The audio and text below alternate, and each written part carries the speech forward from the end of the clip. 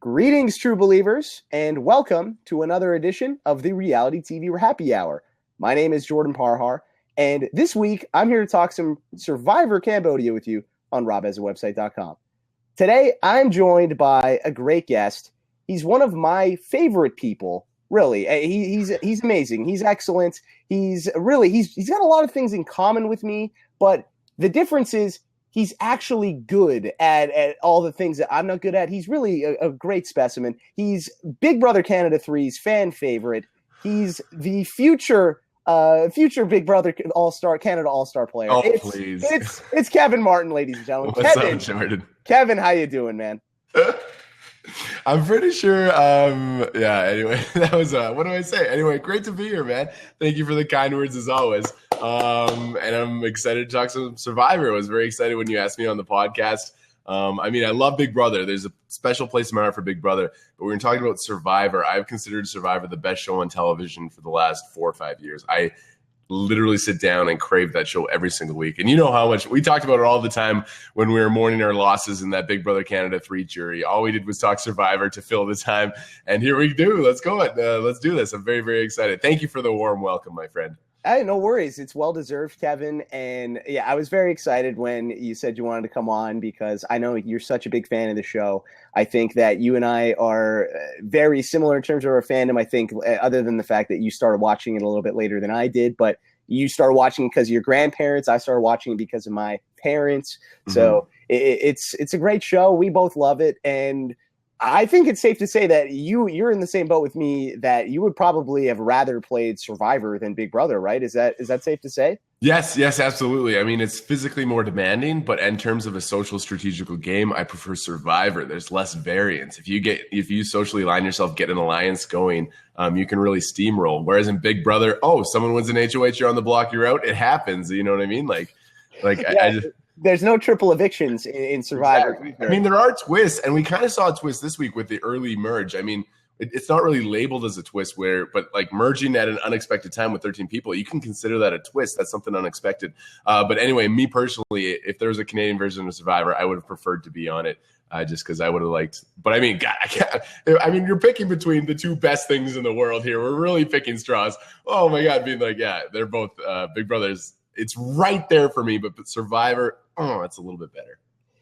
Yeah, I'm with you just a little bit, and I think it's maybe because I'm biased. I started watching Survivor before I started watching. There's more nostalgia with Survivor too. Yeah, absolutely. Exactly.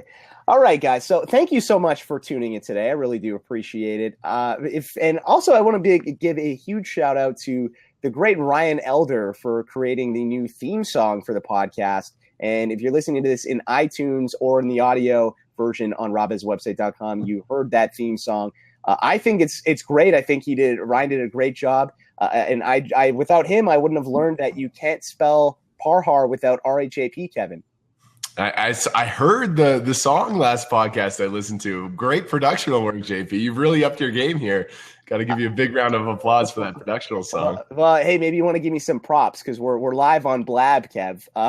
Yes, here we go.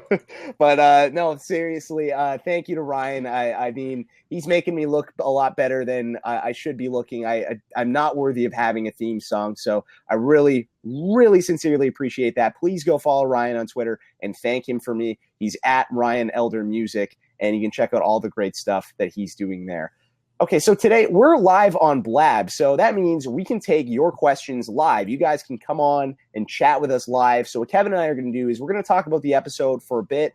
We'll see how long it goes, and then afterwards, you guys can come on the camera. You can talk to Kevin and I. You can ask your questions. You can also ask your text questions as well. Just go in the chat room, type in /Q, and then type in your question, and I'll be able to see it on the left side of my screen and take your questions throughout the show. So should be a lot of fun today. I'm very excited to break down this post-merge episode of Survivor. In case you missed it this week, you can go over to RHAPpy.com and check out Rob's interview with Trish Hegarty from Survivor Cagayan.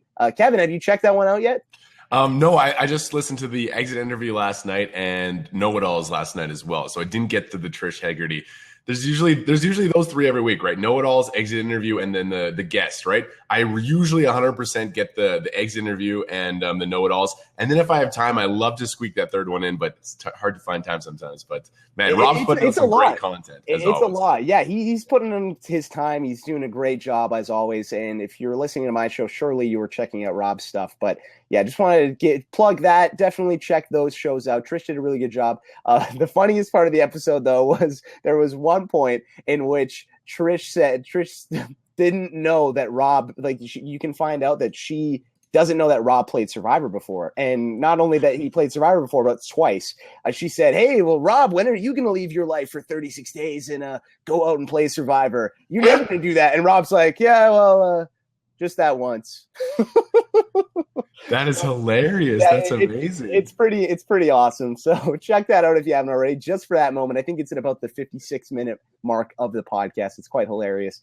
There also is an appearance by yours truly on the voicemail, so check that out. I made several mistakes, and I just wanted to correct those now. One, Kevin, I said that Bye Bye Bye was by the Backstreet Boys and not In Sync, so I really messed that one up. That was a big mistake. Although you and I were both born in the year 1993, we were 6 years old when that song came out. So because we get a pass on that one. We get maybe a little bit of a pass. It's still pretty inexcusable, but that happened there. I also said that Stephen Fishback was I said he was the mad scientist in terms of AJ Mass's 13 archetypes. He was Captain Loophole. So I messed that up as well. I also said that the presidential elections will be held in 2018 and 2022. That's because I'm Canadian and I really don't know anything. So yes, I know it's every 4 years. So 2016, 2020, and 2024. I was talking about how Eliza Orlins should run for president, Kevin. So you guys should check that out if you haven't already. It's an interesting. I don't think Eliza would do well in politics. I'm not going to lie. Sorry, I love her to death. I think she's one of the funniest survivors ever. But oh God, her in the White House. How dare you, Kevin? How dare you insult Eliza Orlins? Okay, let's get into this episode. I've rambled on for enough. Definitely, we're going to be posting this on YouTube afterwards, so go check us out on there. Reality TV RHAP-ups on YouTube, Reality TV RHAP-ups on iTunes. It's robhasawebsite.com/RHAP-ups, or just for this feed only, for the RHAPpy Hour only, you can go to robhasawebsite.com/RHAPpy Hour. That is happy hour with an R at the front. Okay, Kevin, the merge has happened. It's upon us here. 13 people are at the merge. This is the largest merge tribe in Survivor history. We have never had a tribe of 13. So what do you think about this decision by production to put the merge at this point of the game? Do you think it's too early to put all of these people together, all of these second chancers on the same tribe? Or do you like the move? Do you think that it was a good decision? I understand the move. I can get in production's mindset, right? Especially with this cast. There's a lot of hard players. They're all playing to win, and the merge is usually a crazy time, whether it's 11 or 12. So I can see them sitting behind closed doors being like, sneaky. We're going to put 13 crazy players in a merge, and it's going to be one of the most chaotic merge episodes ever. And it kind of worked out. People went nuts. You know what I mean? I mean, this would be a crazy in a normal season, but with specifically this cast, it went crazy. And as I alluded to earlier, in Big Brother, there's twists. Survivor, there are twists also. This is a twist. There's some people that say, no, this is just a merge. This is a twist. This is something that's never happened before. These players have never planned to merge at 13. Everything done in these shows, like from the moment they get on the beach, they are calculated, and no one was playing to play for a merge at 13. If they knew the merge was at 13, things would have been drastically different. Like, would have Cass voted out Spencer last week? No, her decision process would have been totally different. So this is a twist that I think kind of hurt Cass and Sierra a lot. But it was crazy. I mean, I personally love when the tribe game ends. So the fact that it ended early is great for TV. And yeah, I really enjoyed the early twist. It was crazy. Feels like the next couple of episodes might be predictable, though. I hope they're not. I hope some flips happen. But yeah, it was nuts. It was crazy. And I got to give a little tip to production. They surprised me, at least, and surprised the survivors for sure. You could see that, especially when they were reading the note. They're like, merge? Like, you can see, like, are you kidding me? Yeah, it was. I thought maybe that they would perhaps think that, oh, yeah, well, this isn't actually a merge. This is just a fake merge, just like in Survivor Thailand, Survivor Gabon. This can actually be the real thing, but indeed it was. So it was. I was excited to see it finally happen. I kind of wish, though, that there would have been a different result because personally, I felt like the first time Cass played, I was not the biggest Cass McQuillan fan. I'm a huge Tony Vlachos fan, so I didn't really enjoy what she was doing. But this time around, I was excited to see what Cass was doing. I liked the Takeo 5 thing that they had started. Now that Cass is out of the game, what do you think? Do you think there's anything that she could have done differently, Kevin, to maybe survive this week and to set herself up to last longer in the game? Again, she kind of, I mean, she got a little unlucky, but at the same time, we talked about this. We were very impressed with Cass for the first 5 episodes, emotionally calm, connecting with humans. Last week, she got a little bit of that Chaos Casp going again, where she flipped and saved Spencer. And then this week, it was not an impressive showing from Cass. I mean, she was surprised by the early move. She felt that she was in trouble. I felt like she started throwing the Hail Mary a little bit too early. Sitting in the sand there with Tasha, physically drawing a line in the sand, standing up, going back, saying bye on in a drastic. I mean, Cass did not do well in that chaotic environment in the first season. She wasn't going to succeed with it here. I was impressed with her the first 5 episodes. And yeah, it kind of just fell off the rails here.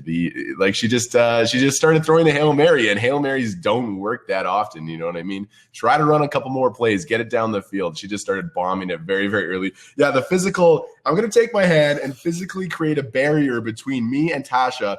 Someone who's very aligned well with the majority guys. I mean, that's just not a thing that I can see succeeding in the long run. I'm not going to lie. So Cass really. Again, I thought she was getting a little bit of that winner's edit when she was giving the gift to Kelly Wentworth. She was giving presents to people and stuff, and then it just all fell off a lot quicker than I expected too. It was just like 2 episodes, she's gone. It was unbelievable. I was surprised. Yeah, what did you think too? And back to the line in the sand moment, didn't that scene look a little bit weird because Cass draws this line in the sand, and then all of a sudden her and Tasha just get up and walk and leave. Didn't it kind of seem like that was a little bit staged? Am I crazy? Again, it kind of was like it was very, very. But again, Cass is a presenter too. She's definitely she's definitely had moments before that is like, wow, is this a real person? She does give that flair for TV. So, but yeah, that was insane, especially with someone. I mean, there is some points where you can call people out. You can get into arguments in effective situations. But against Tasha, early in the merge, where she's well aligned with the guys, I just did not see that going out over well. You know what I mean? Call a fight with Abby, someone who's not super well aligned. Call her out for some reasons to show your loyalty to other people, but to someone who's so well aligned, it didn't make sense to me. What did they say? They're like, game on, and they stood up, wiped off their pants because they were sitting in the sun, and then they went back to camp like all Heidi tight. It was hilarious.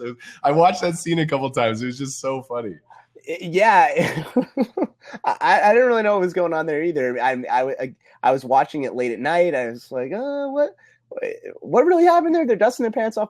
Anyway, it was very weird. Now I was on Rob as a podcast this week, and I said that I felt that maybe Cass should have gone to Savage and those guys and tried to throw somebody under the bus, maybe Steven or Spencer, in order to try to get in the good graces of them again and maybe have the attitude of, if you can't beat them, join them. Do you think that is completely crazy? Because I did get a little bit of blowback for that in the comments section. And fair enough, it is a little bit outside the box, but I felt like at least you're trying something there, right? Isn't that more likely to work than the Hail Mary play? But again, Cass doesn't have that strategy in her toolbox. She does not have that play. She doesn't have the, if I can't beat them, join them. She has the, if I can't beat them, I'm going to yell at them and call them dumb and get upset at them. You know what I mean? She doesn't have that gear. She's just, that's a thing that's missing in her Survivor game, at least what we're getting on the edited show or whatever. I mean, Savage really wanted Sierra though. He's Sierra, and the other people just didn't seem like they were just fixated on Cass. So what could Cass have done here? I mean, not much. I mean, she could have tried to throw Sierra under the boat a little bit more.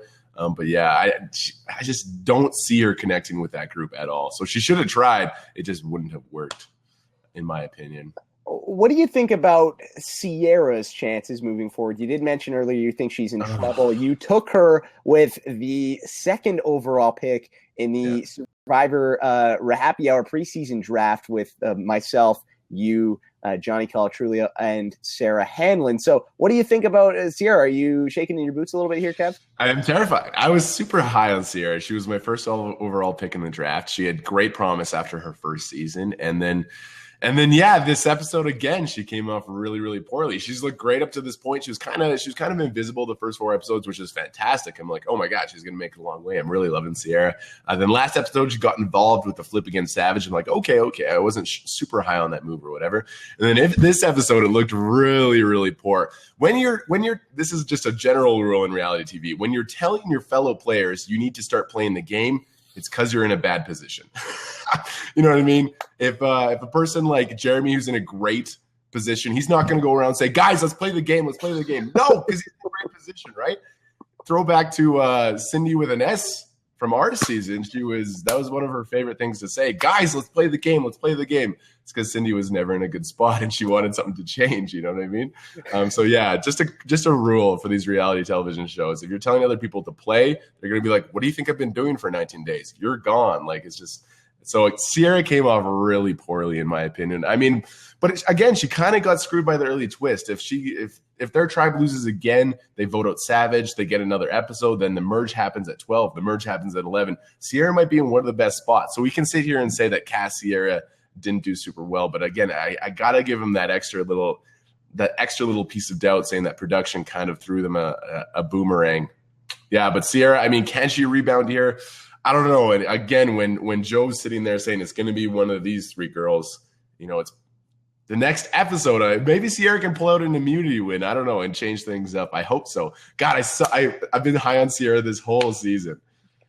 Yeah, me too, and it's been tough. And first off, I just want to say, how dare you insult the great Cindy from Big Brother Canada 3? I think that she honestly is one of the greatest players of all time, and that is a big no. You don't insult Cindy, Kevin. She's amazing. One of the greatest entertainers of all time, not players. I'm sorry.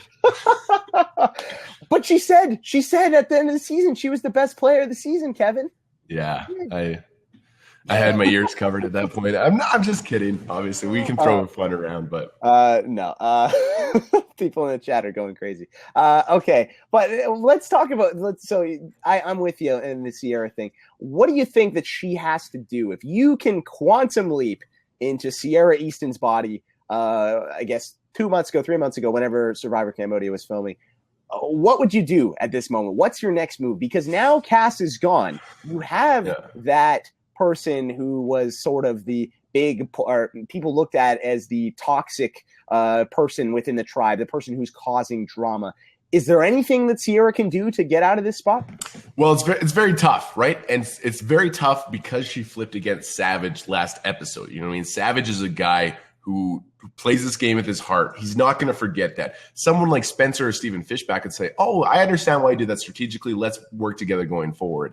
Savage, no. As Abby Maria says, you F myth, we are dead. It's the very same with Savage. I can see that being under Savage's Twitter bio too. You F with me, you're dead. So yeah, so Sierra is dead to Savage, which is going to be very tough. So what are her options? Win immunity. It's going to be tough. She isn't exactly a beast out there.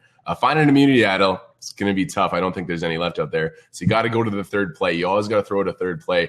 I mean, what can she do here? She can go and try to flip it around. I mean, once Sierra's gone, who's the next targets? Spencer and Joe are going to look pretty targetish. So, I mean, try to go to them now and pitch that now. Guys, I will work with you. I'm a weak player. Go after Spencer. Go after Joe. Keep me around. You can get rid of me at 8. You can get rid of me at 7. But for now, please keep me around. So I think that's the best play. But again, it's not looking good for Sierra. The stock on Sierra has fallen a lot.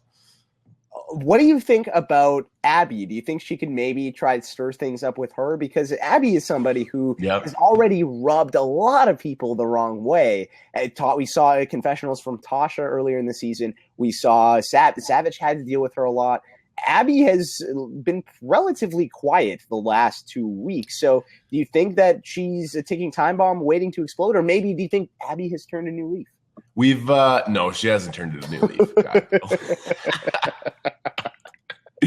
Anyway, she hasn't turned a new leaf, but we've had a little bit of purple Abby the last few weeks. I'm a little bit curious. She was a very prominent feature. That's because her tribe was consistently go to tribal council also, but pre-merge, she was a big feature. She's been a little quiet the last couple weeks.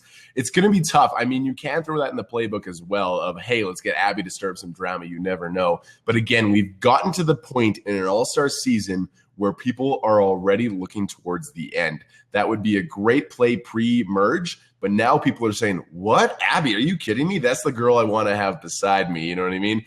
Why would I vote out Abby now? So like, if this was two tribes still, the chaos, the tribe strength thing, you could still come into play. But I mean, we've gotten into a place where it's just like, no, Abby is very, very valuable because it's just like, it's the GOAT situation again. And so, yeah, I don't see Abby in trouble at all. So you could try that again, but again, it's the odds of that working. Not very good.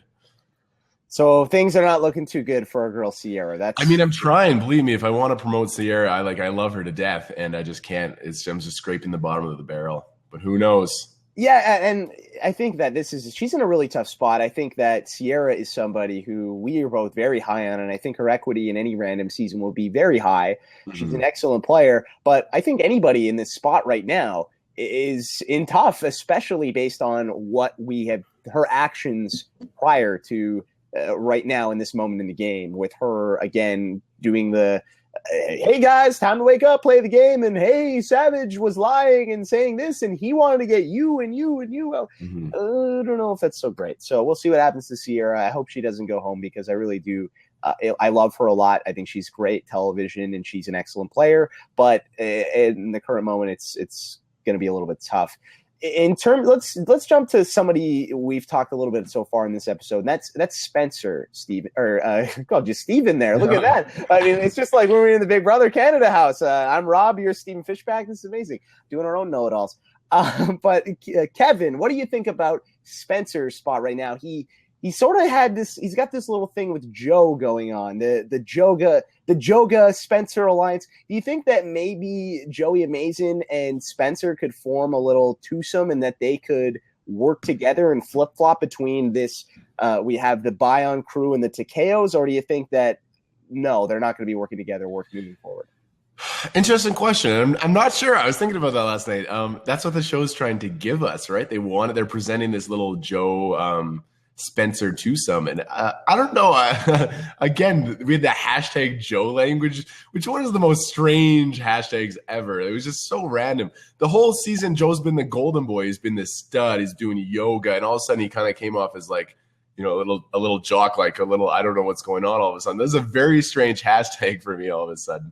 But I mean, I think it's great for Spencer. If you can work with Joe, I mean, he's the ultimate meat shield, maybe one of the biggest meat shields in Survivor history. It's just like, if he can really lock in that twosome, who would go for Spencer before Joe, especially now that we're in this merge situation? So that was a concept that was just introduced to us. I think we need one more episode to show us what develops before we can really say, okay, this is going to be a thing. This isn't going to be a thing. But I'm very excited. I mean, I really want Spencer to succeed in this merge. And then that's great news for him if Joe is on his side. Should Spencer team up with Joe? If you were Spencer, would you do that? Because yes, right, and I agree, right? Because let's look at Spencer so far this season.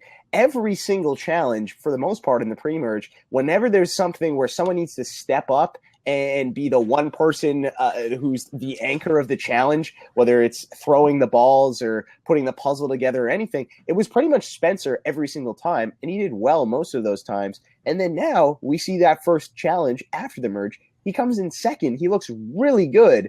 I feel like if Joe wasn't around, Spencer would be at the forefront of everyone's minds, but for whatever reason, he's not right now. Why do you think it is that people aren't worried about Spencer, Kevin? Because he was in trouble for quite a few weeks in a row there towards the end of the pre-merge, and now it looks like he's in a pretty good spot. So why do you think that people are overlooking Spencer here? Is it because that they're not threatened by his relationships with people, or is it because of Joe? What is it? Great question, and I'll try to nail it here. This again, there's so many people right now. There's still 13. I don't think there's enough. There's still so much time for You don't want to worry about one person too much at this point. You know what I mean? If someone was fixated, oh my God, we got to get Spencer out at 13, that's a little aggressive. For the next 4 or 5 episodes, I still feel it's all about me. Like, just get me through. It's the Sandra Diaz twine. I don't care who goes at this moment, as long as I'm still here at Final 8. Then I'll start targeting someone super specifically. You know what I mean? It's like, I'm not going to go crazy about Spencer at 13. But if he gets down to 7, all right, I'll keep looking out for him. Right now, it's just like, oh, Sierra needs to go. Okay, I'll write her name down. Cass needs to go. Oh, I'll shut up and write her name down. I don't mind. And again, Savage doesn't have that gear either. He's fixated on Sierra at 13 instead of Cass in a decision that I don't think is that big of a deal for him. But he's just like fixated. He's such a jealous, emotional character. He's the opposite of what I look for in a Survivor player. But anyway, so yeah, that is why I think. The tension on Spencer will heat up in the next couple episodes if he's still around for sure. But if he can nestle under Joe's big golden boy Joe's wing, hey, Spencer, come here, that would be great for him. An excellent position, I think, indeed, for Spencer, if that's where he ends up. Now, let's talk about Savage here. Kevin, and I don't know if everybody knows this, but you actually didn't start watching Survivor until Survivor Palau. So everything before 10 you hadn't seen. So people like Jeff Varner, Kimmy Kappenberg, Kelly Wigglesworth, Andrew Savage, you hadn't seen these players play before. So let's talk about a few of those people. First off, Savage. You're not the biggest fan of Savages. I'm not the biggest fan of Savage, but you can't deny he's actually in a pretty good spot right now. Do you think that it's more so because of luck that he's managed to find himself in this situation? And do you think that you think that his number is going to be coming up pretty quick here? I don't know if it's coming up quick, but it is luck that he's still there. If the tribe merges at 11 or 12, he's gone almost 100%, right? They turn on Wook to weaken Wabbage. They lose another, and their tribe was very weak. They were even going to consider throwing that challenge, intentionally get Savage out. Like, Savage's equity was the lowest. All of a sudden, tribe switch. That's how crazy, and that's how much variance is in these reality TV shows. He went from the bottom to the top, not because anything he did, because of production wanted an early merge. And so, yeah, I think actually Savage can stick around for a while now that he's got this bro thing. But again, his thought process is one I don't identify with. It's this one of emotion. He will never work with Sierra again because of what she did to him. Wherein that is a valuable tool. If you're saying I'm not going to work with one person, there's only 12 people left now. That's like, yeah, I don't know, that's one person. That is one tool you can never use again. That severely limits your options. So again, I never watched Savage in his first season. He got screwed by the outcast twist or whatever, right? But I imagine he hasn't done anything to his game, and he's just that person. I would love to have Savage on my football team. He was one guy who would live and die for the team. You know what I mean? He was one guy who would just sell his heart on the football field. On Survivor, though, I don't really like him as a player. Well, yeah, you do want that guy on your football team, right? Because he said he's the antithesis of the wimpy little non-leaders, guys like me. Yeah, it's interesting with Savage. And there's some people in the chat are saying #weekend Wabbage. I guess it's weekend Wabbage. Weekend Wabbage. But yeah, the thing with Savage is, and back to it and I'm sure a lot of people probably, if you're listening to this podcast, you're probably a really hardcore Survivor fan. You've probably seen Survivor Pearl Islands. But for you, Kevin, what basically happened was, there was the outcast twist, and Savage felt like he was leading the Morgan tribe, who at the start of the game was a very terrible tribe. They were awful. They lost all the time. But then they started getting a little bit of momentum, and they won a few immunity challenges in a row.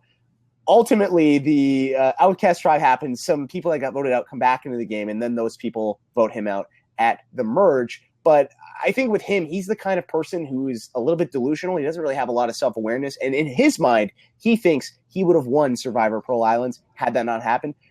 I can tell you for a fact, he would not have won Survivor Pearl Islands if that had not have happened. I feel like that there were much better players that season than him, Johnny Fairplay included.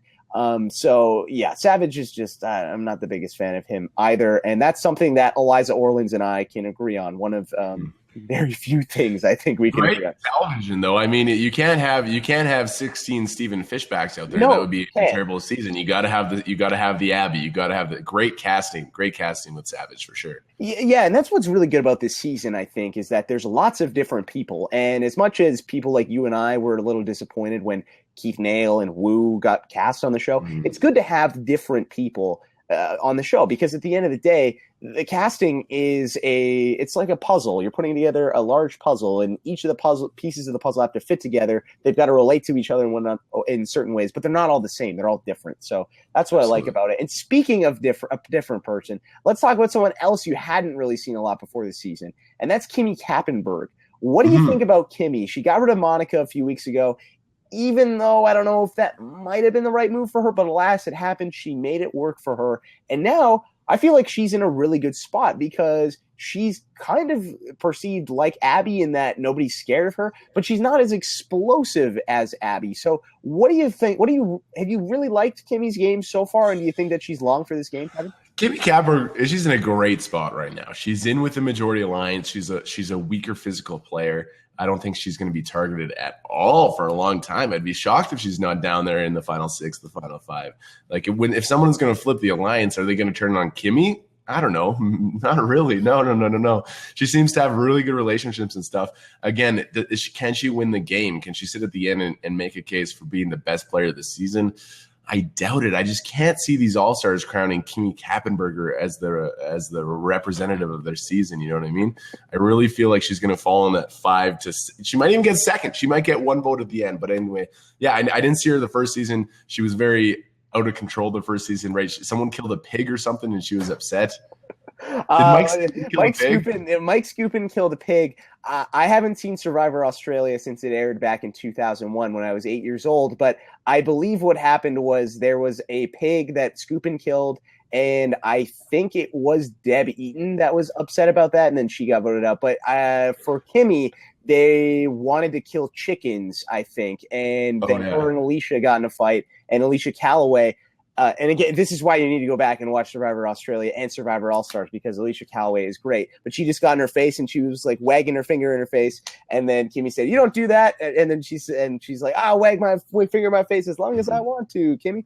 But Kimmy has been completely unrememberable for me, though. I mean, she did have a little bit of an awesome episode where she flipped on Monica, but besides that, just again, and when I think of this season, and I write the players down, she's kind of right at the bottom of like, oh yeah, she is on this season. So she's in a great spot. But again, I see her taking second. I see her taking third, maybe fourth, fifth too as well. Not first at all. No, I'm with you on that one. Let's talk about some old school players. Yes. Kelly Wigglesworth. I didn't see her play the first time, and I haven't seen her play this time either. Oh my God. Like it's I don't know who this person is. I really don't. Kevin, I like to do impressions, as you know. Do you want to see my Kelly Wigglesworth impression? Okay, that was it. What I just did. That was it. It's nothing.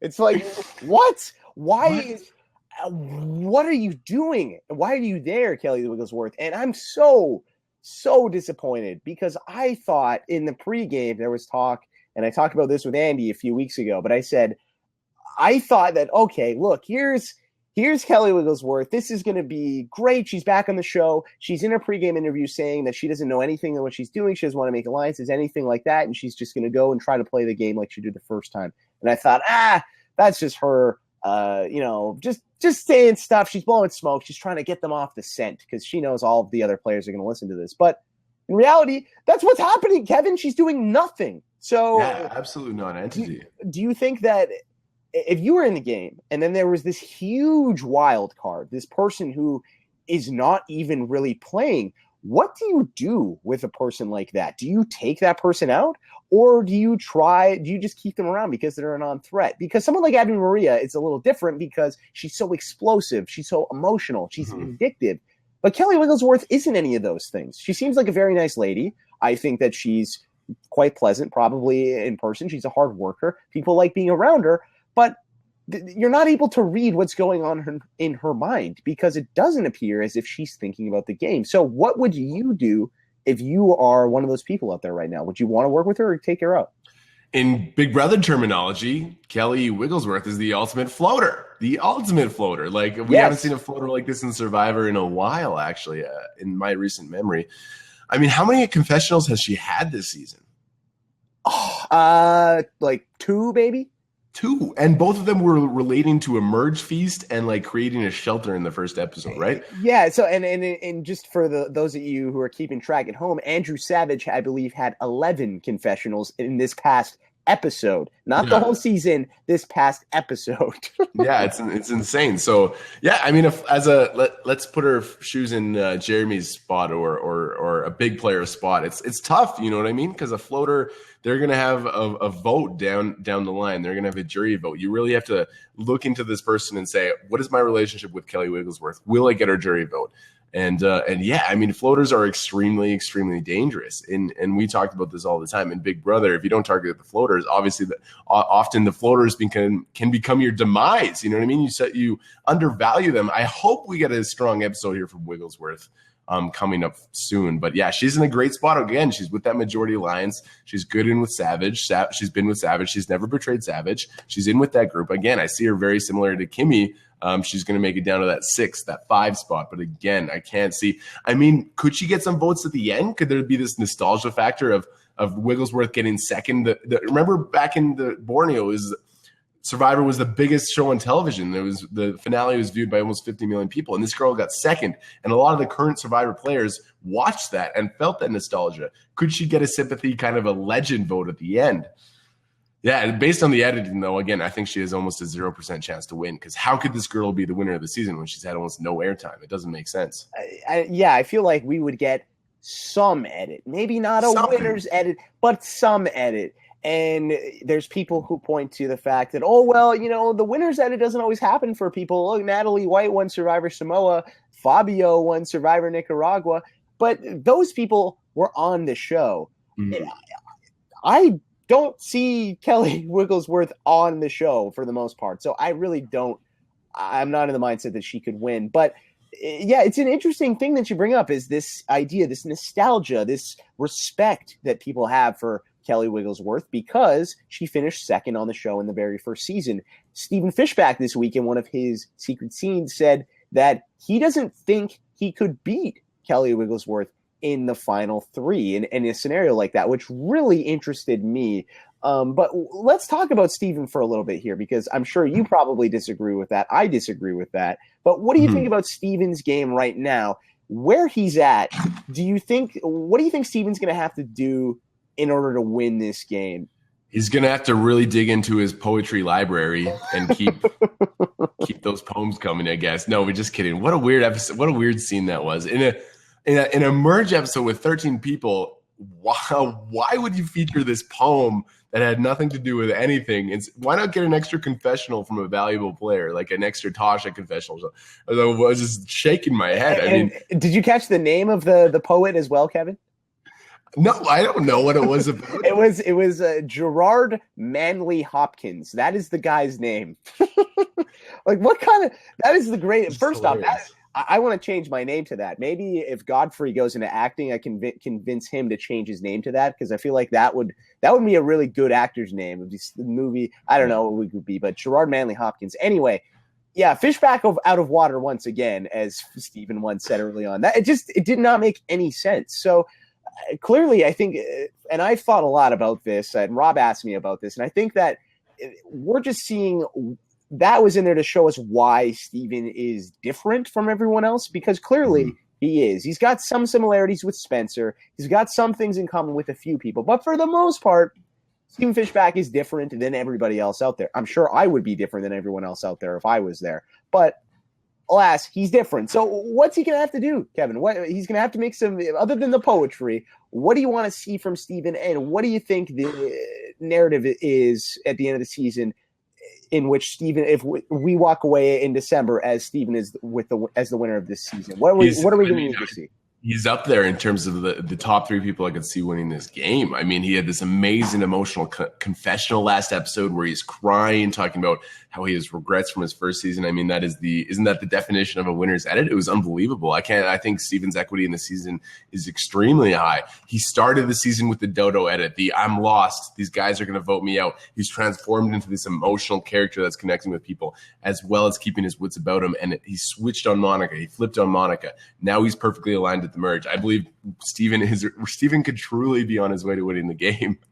Like, by the way, with that poem episode, what I pictured during the episode is like production just like, all right, guys, that's a wrap. We have the episode. And then like, oh shit, we only have 41 minutes. Oh no, God! Oh my God, we need another minute of content. Oh, remember Steven said the poem? Let's put that in. That's how I pictured production editing that episode. Oh yeah, oh my God, we need 45 more seconds. Anyway, yeah, I'm very high on Steven now. I didn't think he was going to do well in this game at all. I wasn't going to pick him for the draft. I wasn't going to take him in any of the couple first rounds in the draft, and now he's in this amazing spot where I could really see Jeff being like the winner of Survivor Second Chances, Steven Fishback. He's going to run in the crowd, hug his family. They're all going to cry. I can see that happening. I can picture that moment where I couldn't picture that moment for a lot of other people. So what are your thoughts on Steven? Yeah, I think that was a really good look for Steven. And early on, I remember in our group chat with me, you, Johnny, and Sarah, we were making fun of Sarah Hanlon for taking Steven first overall based on that first episode. But it really has turned around for him. I'm just concerned with Steven with the number of big threats that are left in the game. There are a lot of really strong personalities, players, strategists that are left in this game. And I don't know how Steven would fare against some of them in a final three scenario because he's aligned with a lot of them. And because he's aligned with those people, I feel like he's going to have a tough time arguing his case to win, similarly to when he was in Survivor Tocantins when he went up against JT. While him and JT had all of the exact same moves, Steven was the strategist behind a lot of those moves, but JT was perceived as the leader. If Steven ends up in a situation where he's in a final three with, I don't know, if Savage is there, I don't think Savage would be there because Steven's scared of him and Savage isn't the biggest fan of Steven, but you never know. If Savage is there, if Jeremy is there, if Tasha is there, if Spencer is there, if Joe is there, I feel like all of them would probably beat Steven. Do you not disagree? No, I agree, but isn't there a different flavor to the jury in an all-star season? Isn't there a different, a bit of a different mindset? I don't know. Again, at Heroes versus Villains, we didn't have the strongest jury with the vote against Russell. You're right. You are making some good points. I just don't want to believe it. I really want to believe that Steven can beat these guys, but you might be right. You're right. If that strong male, if a Jeremy makes it to the final, it's hard not to vote for him. It really is tough. Right. Because when have we seen a strong male leader or a strong female leader like Tasha get to the final three and lose? It's pretty rare. Season 7. All-Stars, Rob Boston lost. Rob, because he screwed over a lot of people, so that's fair. But the game has evolved, you're right. Right? I mean, I'm trying to think off the top of my head. Tom Westman, JT, Earl in Fiji. That's just off the top of my head, those are the people that I think of. Mike Holloway.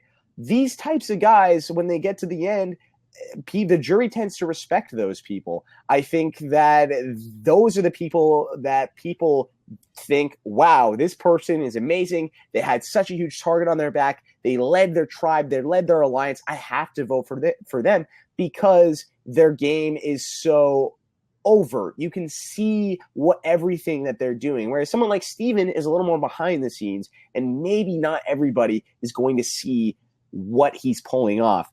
I think Steven can do it. I really do think he can. But right now, if it just happens to be a pagonging and Steven just rolls with that Bion crew, I don't think he could beat them. I think he's going to have to flip on some of them at some point and take one of them out to really stand out, show that he's a huge player, face a little bit of adversity, and then have a case to argue for the win at the end of the game. Are you in the same boat with that one? I agree. He's gonna have to stab some. He can't imagine little Steven, and if it's a final three, imagine little Steven behind Jeremy and Joe. Just guys, I played strong. Joe and Joe. Yeah, you're right. I believe he could make some moves down the end to get it done though. I really have faith. Oh, I love watching Steven on Survivor. God, it's so good. Me too. Steven Fishback's amazing, and I remember, I will never forget the feeling that you and I had when Ian Terry accidentally slipped to us that Steven Fishback might be back on our television screen sooner rather than later. We flipped out when we were in the Big Brother jury house. That was a pretty cool thing. Yeah. Let's talk about just the game as a whole right now, Kevin. Let's talk about, and we mentioned these strong guys in the game. Of these strong guys, these strong personalities over with the Bion crew, who is really standing out to you as the person that is in the best position to win at this point? So when I look at the 12 survivors left, I think of three people as really the strong alpha males. You got Savage, you got Joe, and you got Jeremy. Those guys are physically intimidating. They have leader qualities. And of those three, I think Jeremy is in the best spot of those three. Savage just doesn't really have the strategical self-awareness. Joe doesn't either with the hashtag Joe language. But Jeremy truly does. He does have a perception that people wouldn't expect from such a strong, intimidating player. So I really believe that those three, Jeremy has the most perception, and you can see that. You can see that in the episode. People like Steven wanted to get rid of Joe a couple episodes ago, and Jeremy's like, "No, calm down," knowing that Joe would be his meat shield. He's very perceptive of the game. He's good with relationships. I believe that Jeremy is, of the alpha male group, I think Jeremy is the best. What about Tasha? Do you think that Tasha is in an even better spot than Jeremy now that she survived this week? Because she's shown a lot of strategic chops so far this season, and she's done a pretty damn good job herself. There's still a lot of people. I mean, there's still so many people left we haven't even talked about. We haven't talked about Tasha. We haven't talked about Wentworth. Oh my God, I love Wentworth. Anyway, we'll talk about Tasha first. What are your, I've been guessing on Tasha. I feel very uncertain. Tasha is a big question mark for me at this point. I know you strongly feel certain ways about Tasha. Maybe you could take that one. Yeah, I think that she's played a phenomenal game. I think she's doing a really good job. I think that, we saw that with the whole Anchor and Jeff Varner thing, when her and Savage, they were at a disadvantage, and she managed to flip everything on its head and turn that into an advantage for her. And she was controlling the vote rather than the former Takeos. So I think that she's done a great job. She managed to get out of this situation. She's a little bit brash. I think that she's a little bit abrasive at times. And I think that kind of hurts her a little bit. And you can hear that in her interview, or in Cass's interview with Rob this week. You can hear that when Trish talked to Rob this week. Those are people that played with Tasha. I know Tony Vlachos is not the biggest Tasha fan. So she does rub certain people the wrong way. But the people that like Tasha really seem to enjoy Tasha quite a bit. And they do enjoy her. And I think that she is another person who set up really well. And the thing that's different with her than those alpha males is that she's not perceived as one of those alpha males. She's not perceived as she is, though. No, Tasha is perceived as an alpha character, but she's not in the same way that she's not as perceived as threatening as Joe and Savage and maybe Jeremy is. But I don't. Is she really at the forefront of people's minds?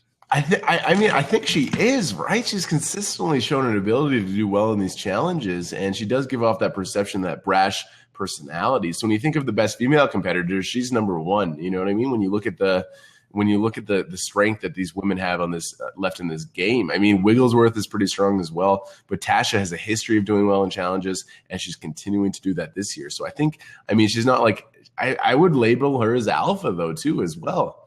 I would too. I just think that because of how this is set up and because it's all these bros, I just think that maybe she's not as far up on the pecking order as she would normally. But yeah, I'm excited to see what Tasha's going to do. I think that if she does get into trouble, I'm excited to see it because she's managed to get herself out of a very sticky situation, as Baylor Wilson would say at the start of this game. And I think that she can do it again. And I want to see. I've enjoyed watching her growth as a Survivor player on her second go round. It's been really fun watching a lot of these people improve. And I think that Tasha is one of those people who did a really good job the first time, ended up in a bad spot, and ultimately lost the game because of it. But now this time she kind of had her neck on the line this week, but managed to get out of it once again. And it'll be fun to see with her. Another person that you just mentioned that we both love that has shown a huge improvement is Kelly Wentworth. What do you think is next for Kelly Wentworth here? Because she was more so on the Takeo side of things. She was with that Takeo 5 that Joe formed with, and Cass and Sierra and Keith formed over at the new Takeo 2.0. Now she was with Cass, but then at the last minute decided, okay, I'm going to go with the majority and vote against Cass. So she's kind of on the outs. She's on the fringe. She's not really on the inside of the Bion crew, but she seems to be somebody that people would want to work with. So what do you think is next for Kelly Wentworth? God, I'm obsessed with Wentworth. I really am. She favorited my tweet the other day, and I had a little bit of a fanboy moment. I'm like, oh my God. It's like, should I direct message her? No, I couldn't do it. I was too worried. Does she follow you on Twitter? I think no, she tagged me. I don't think she follows me. Okay, she doesn't follow me either. I can only dream. That's when I will pass out, Kevin. She reached anyway me once, but anyway, let's continue. She's super perceptive. She's an amazing. What have we gone through? We've gone through a tribe swap. We've gone from 2 tribes to 3 tribes, and then back to 2 tribes. We've had 3 iterations. Now the merge. We've had 4 combinations of different alignments. And where has she been in trouble? Never really. Joe was going to bat for her a couple episodes ago. People want to work with her. And another unreported issue, she has the immunity idol. She has the immunity idol. A huge God, immunity idols have barely been in play this season. Very shocking. Usually they're at the forefront of who has them. What are we going to do with them? And no, Kelly got that idol back way on the first episode. It hasn't been mentioned since. It's this amazing tool in her back pocket. She's not in danger right now. It's going to be Sierra ahead of her, even though she is slightly on the outs. And after Sierra goes and maybe someone else goes, are people really going to look at this blondie as a huge threat to win this game? Someone that was basically non-existent in their first season? No, she's dominating. And that's why I was so high on her before the season started. A lot of these players have history, right? Spencer Bledsoe, this scary, scary player. Savage, this beast, Jeremy Collins. These guys have history. Kelly Wigglesworth. Kelly Wentworth had no history coming into this game, and she's used that to her full advantage. Man, I'm obsessed with how well she's doing. Yeah, I'm excited. I'm really excited for Kelly Wentworth because she's great. She's been so awesome with the fans post-show. I've loved hearing her in all of her interviews, and I figured, you know what, if she were to go back, I think she would do very well. And sure enough, she's living up to that potential. She's doing a great job without her father at FarmGuy69 on Twitter, the great Dale Wentworth. But yeah, I don't know. What do you think is next for her though? Do you think that she's okay for a couple of votes because she's not inside the core of the Power Alliance right now? So when do you think that things are going to start swinging back they're going to start swinging back upwards for her? Because right now it's not bad, but it's not really good either. I mean, it's lukewarm, and which is good enough. And when you add the immunity idol in, I think you can take it from lukewarm to good. You know what I mean? Sarah's still at the focal point, even if she's not on the ins. Like, I think she can get by a couple of votes, maybe 2 votes without using that idol. And Kelly is perceptive enough to know when she has to play the idol. The idol is a tool, right? It's only as good as the person using it, right? If you got like a random crazy, if Abby had the idol, that thing's worthless. You know what I mean? Like, she won't be able to use that thing. She'd be unperceptive. She'd be unable to use it to build relationships. Kelly has those skills. So an idol to Kelly is very, very different than an idol to someone than like Abby all of a sudden. So I believe that there's going to be a great episode coming up where that comes into play, and I'm very excited to see how she wields it. I love when the idol gets in the hands of a player that can either use it or at least try to use it effectively. It creates. Remember Joel last season with the fake idol? Great television. Someone who's like. Anyway, I think she's fine. And speaking of Joe with the fake idol, I think that something that came up in the preseason of the show was that Jeff Probst said that the immunity idols this season would look different from one another.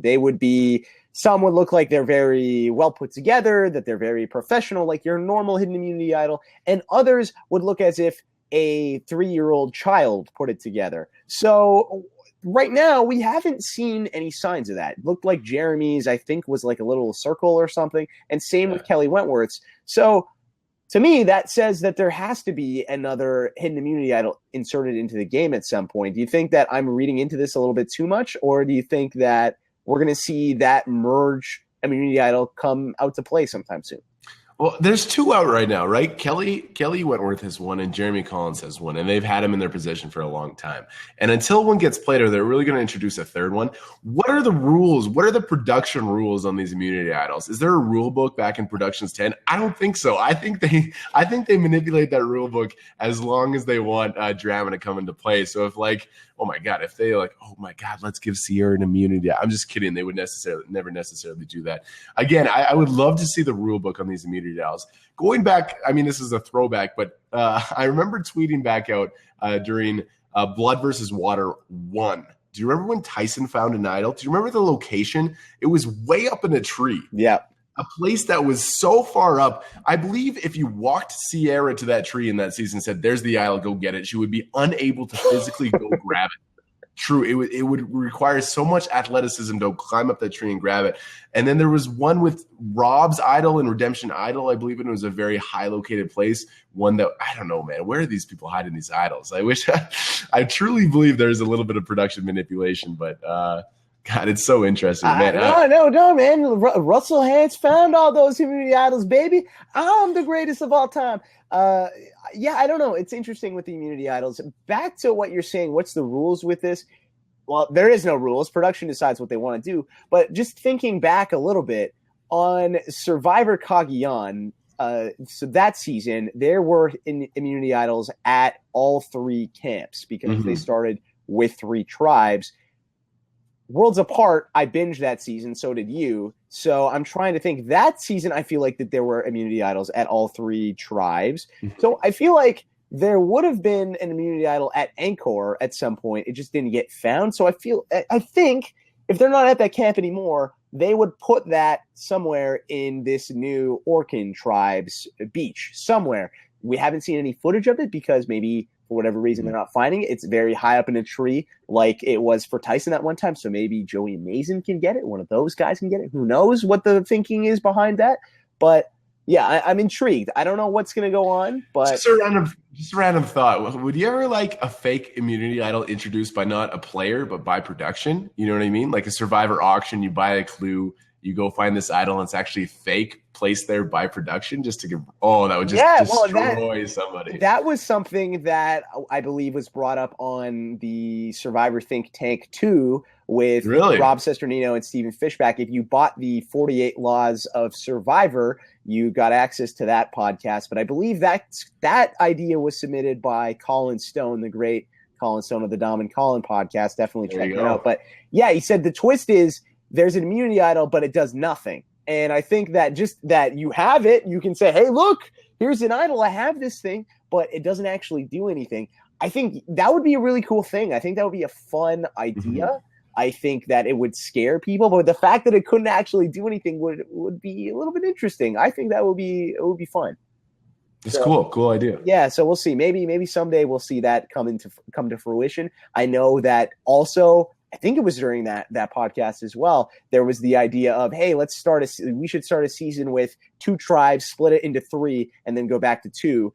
Maybe that might have been in the first Survivor Think Tank. I can't remember. I've listened to so much. That's what happened this year. But that's what happened this year. So ultimately, it came true. So maybe someday we will see that indeed. But let's get into some of your questions, guys. It's Kevin and I have been going for we can talk forever. We could go forever, but let's take some of your questions. I'm interested to hear from you guys. So if you want to jump on, we've got 93 people here in the chat watching us live. So if you want to come on camera, we would love to talk to you and hear your questions about the episode. If not, you can also leave a text question. Just type in /Q in the chat and type in your question after that. Let me look. I might have some Twitter questions as well, so I can look into that and see what's going on. So let's go into these questions here. This one was from Adam Reed. Okay, so is there a tribe hidden immunity idol? We already got into that. Let's go this way. The questions here are not really cooperating with me. Okay, well let's for the time being let's hop over to Twitter. I'm sure I can find one there. Let's reframe. Oh my god, we just talked solid for an hour. That was good. That was a good run there, Kevin. And actually, maybe we should take a moment now to give a shout out to our sponsors of this episode of the RHAPpy Hour, and that's our good friends over at naturebox.com, Kevin. I love NatureBox. Yeah, naturebox.com is a great place. It's 2 p.m. my time. Sometimes you're a little irritable. Sometimes you're a little hungry in the afternoons. Sometimes you don't want high fructose corn syrup. It's great. It's great. It really is. But definitely, if you want to check out naturebox.com/RHAP, I don't even know if the link works anymore. But I just wanted to say that commercial because it's one of Kevin and I's favorite things that we used to do in the Big Brother Canada house. We talked about NurtureBox so much. We really did. NurtureBox, yeah. Okay, here's one from LiveAndstar1, and LiveAndstar1 says, who do you think is playing the best game right now? So, Kevin, who do you think is playing the best game? And while you answer that, we're going to add somebody onto the call. So, who do you think is playing the best game right now? Who do you think is playing the best overall game? Oh, there's so many. I gotta say, my girl Kelly, the blondie, is playing the best overall game from the start to the finish. Does she have the highest chance to win the season? No, but with her capabilities coming in, she has played the best from the start to our current point. I think Kelly has played the best. What about you? I think it's hard. I think that right now, I would go with Jeremy. But let's introduce our person another person that's come on to the podcast. He's well known, probably. Well, I'm sure he is by everybody who's listening to this. It's the great Taryn Armstrong, ladies and gentlemen. Taryn, how are you doing? I'm doing great. It's great to talk to you, Jordan, and Kevin. It's very nice to meet you. I was a Taryn, man. Oh, really? Thank you very much, Taryn. It's awesome. Nice to meet you. I've listened to a lot of your past Big Brother podcasts, and I think you are one of the. We look at the game very similarly. Awesome. So, Taryn, I know you're a huge Kevin fan, so I'm glad that you hopped on for this one. So, who do you think's playing the best game right now? I think it's between Jeremy and, well, I think Jeremy's probably playing the best game that we're seeing. I do think Kelly Wentworth was playing very well, but she hasn't had the best luck as far as how challenges are breaking out and how the swaps are doing. But she's managed to survive, and she's still in a good position. And I do think the fact that she has her idol is going to be very crucial, hopefully. I feel like edit wise, she's still, I had her pegged as the winner from episode 1, and I'm still kind of sticking to that. But I do think what we've seen from Jeremy is really good, and what we've seen from Steven so far has been pretty good. I mean, he managed to ingratiate himself with a tribe that he didn't fit in with when he first got on that beach. I'm afraid that he's going to kind of play himself out of the game because he's too worried about who he's going to get to the end with. So that's what I'm worried about. Well, and for those of you who are listening to this in the audio archives, Taryn just got mauled by his cat. Taryn, what's your cat's name? Kellis. It's a character from a book, fantasy book. Oh, yeah. Wow. There you go. How old's your cat? Is it a young cat, an old cat? Very young kitten. Very young kitten. Okay, that's awesome. Really He's very cute. My cat is over sleeping on the bed over here, and he's passed out. He's very old. He's 16. So he doesn't mind that I'm podcasting and interrupting his nap.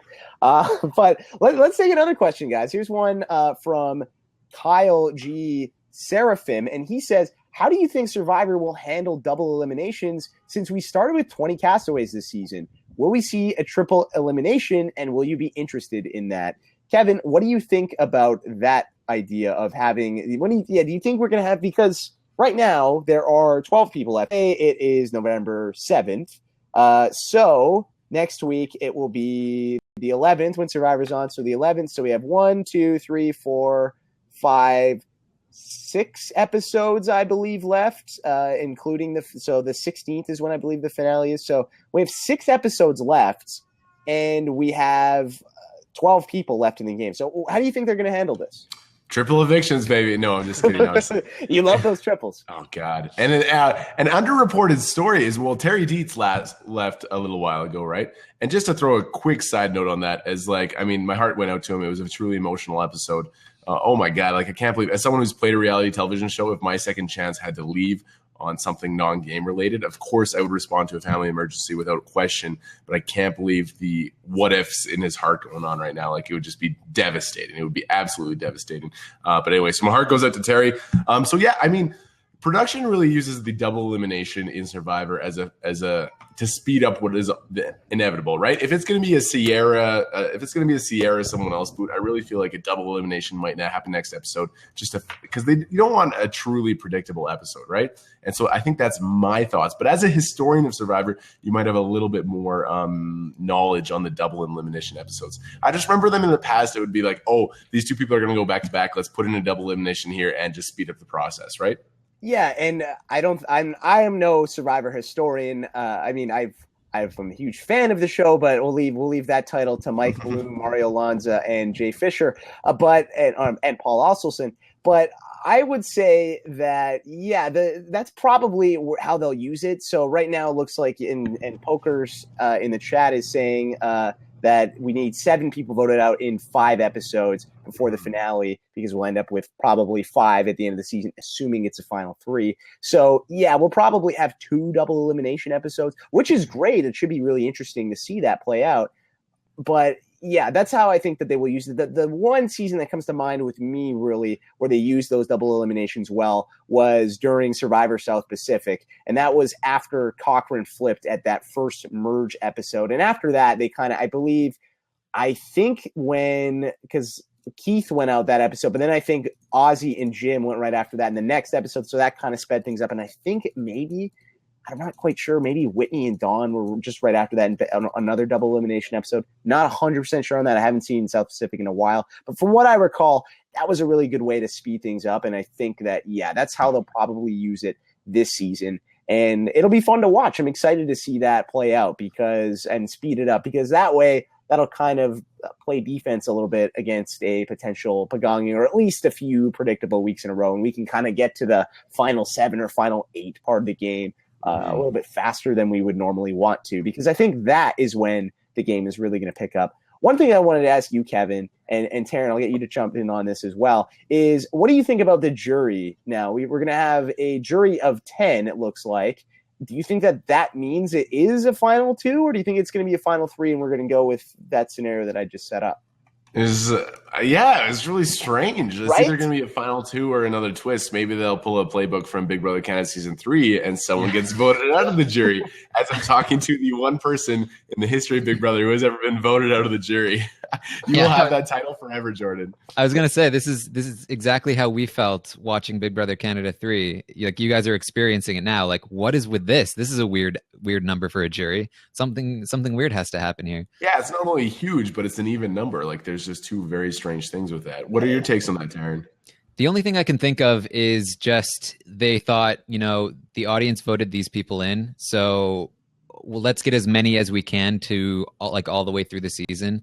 And so they were like, we merged at 13 and we're going to take 10 people. So if the merge boot is somebody that's really popular, we're going to be able to keep them in the show, and people are going to be satisfied of, seeing whoever it is. So, I mean, we're going to get casts all the way through the season now. And I'm sure a lot of people are happy about that. So that's probably what I'm thinking. And they'll probably still go with a final 3.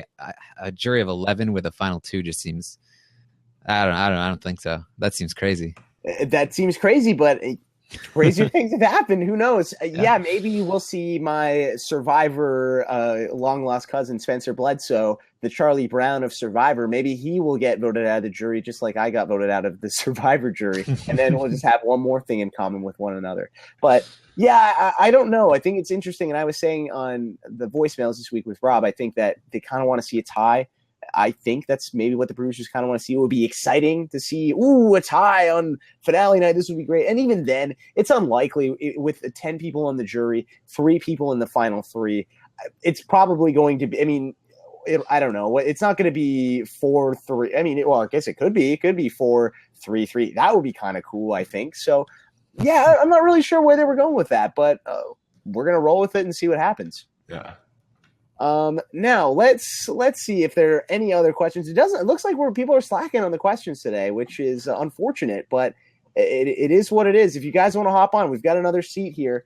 It's open. If you guys, I know there were some people earlier in the show that wanted to jump on, so you're more than welcome to join us if you would like to. I'm going to quickly take a look at the patron group of robhasawebsite.com and take a question from there.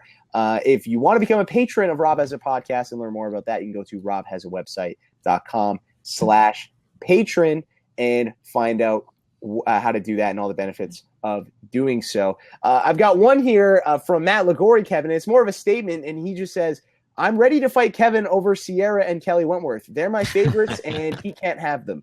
Oh, God, I love them. In terms of Survivor players, man, I hope I meet them at Reality Rally too. I just love them to death. Yeah, they're great. They're great people, and I'm excited to see what's next. Shaylin, hop on. Yeah, Shaylin in the chat saying she wants to hop on. Shaylin, please join us. We want to speak to some more people. We want to get your questions. Talk to us. Let's take another one here. This one's from Edward Morris in the Rob Has a Podcast Patreon group, and he says, "Hey, 2 of my favorites from Big Brochacho Canada 3. Should Joe have let Spencer win immunity at the last immunity challenge? What do you guys think about that, Kevin? Yeah. Why is he up there that long, in my opinion? And he's safe. Especially when he's pointing at the three people in front. People know it's either going to be Sierra, Tasha, or Cass. Why is he sitting up there and just once again displaying his hand-eye coordination? I just don't think he can help himself. I've shown it in the early part of the seasons. Joey Amazing's making hammocks. He's out there fishing. Play down your physical strength. Like right now, there's 10 more immunity, or there's 9 more immunity challenges to go. 10 at the start of this episode. So unless he's going to go 10 for 10, there's no point in him hanging up there. Oh God, the ball slipped. Jeff. Joe is out of the challenge. Sit down, cry about it, and you're safe. Throw it. I'm a huge proponent of throwing challenges. A very unreported thing in Survivor is throwing challenges. I think a lot of tribes do it. I think a lot of people do it in the individual portions, and they never like giving confessionals about, I threw this challenge. They never really. Big Brother is a huge staple. Survivor is not a big reported thing. And so, yeah, Joey Amazing, you need to. If I was Joey Amazing, I knew I was going back on to Survivor, I would pound chocolate bars for the month before. Get rid of that six-pack and then go back out there. Anyway, what are your thoughts on that, Taryn? The only person I can remember off the top of my head who talked about intentionally throwing a challenge to make themselves look weaker was Austin in Exile Island. Can you not hear me? Yeah, Taryn, try hopping out and then hop back in. You sound a little robotic, so let's. I'll kick you out and hop right back in. So here we go. Taryn, Jordan, would you have won that if you were Joe? I just didn't see a point. Yeah, and I talked about this with Rob, and I said that I didn't think it was a good idea at all to do that because you're safe. You're in a good spot. I understand why Joe wouldn't do that because Joe is just that kind of guy. He's always going to try and win challenges in that spot, but it's unrealistic to win 10 immunities in a row. Nobody's going to pull that off. That's just improbable. But it just doesn't make sense to me. It just doesn't make sense to me, Joe. Come on, Joe. Like, you're going to win all sorts of puzzle challenges. You're going to win all sorts of swimming challenges. You're going to win run up the rope. And now you're winning hand-eye coordination challenges as well. It's just like, God, you know what I mean? He's truly going to get – he's Hercules out there. You know what I mean? Just – play down your physical capabilities. At least it was frustrating. When Joe came into the season, I wanted to see the evolution of it's the same thing. It's like we're taking Joe 1.0, putting him into 2.0, and he hasn't changed at all. And I'm a little disappointed he hasn't evolved as a player. But Taryn, what are your thoughts on that? I've talked about it. I could go on for Joe rants forever. Do I sound any better? You sound great. Yes. Okay. Yeah, I think you're right on the money. I think he probably the way he probably feels about it is people know I'm a threat. I might as well just try to win. But people knew Malcolm was a threat, but Malcolm was terrible at hand-eye coordination. He totally blew it when he came down to that. What was it? Final Four immunity challenge. This is the perfect immunity challenge to say, here's a weakness of mine that is not obvious when you look at me. I'm terrible at balancing and I don't have good hand-eye coordination. So the fact that he's so good at everything and people know it, and then he wins this one, which is not an obvious skill to have, people are going to be like, well, what can we beat you at? Because it doesn't look like we can do it at anything. So we need to take you out as soon as we get the chance. Yeah, I think that's definitely what I think everybody's thinking that right now. And Poor Joe. Yeah, Poor Joe. When he wins 10 immunity challenges in a row, we're all going to be eating crow. Yes, but it's not going to happen. Yeah, that's just no. I mean, if anyone's gonna do it, it's Joe. It's Joey Mason. But think about it this way, man. Let's say he's a 70% chance to win every episode.